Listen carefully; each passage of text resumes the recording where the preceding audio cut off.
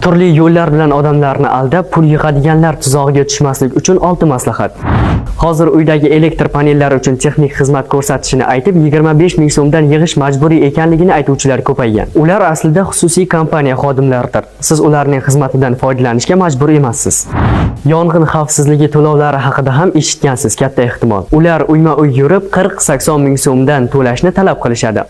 Bu to'lov ham aslida majburiy emas. Ko'chada soxta asal sotuvchi firibgarlar. Yaxshisi ulardan hech narsa sotib olmang. Yo'qsa 450 mingni qand siropi uchun qanday berganingizni bilmay qolasiz. Suv filtrlarini olib kelib, uyingizda tajriba ko'rsatib, xonadoningizga iflos suv kelayotganini isbotlaydigan shaxslar ham ko'paygan. Ya'ni ular qo'lidagi qandaydir moddani qo'shish orqali ham suvni sizga iflos qilib ko'rsatishi mumkin.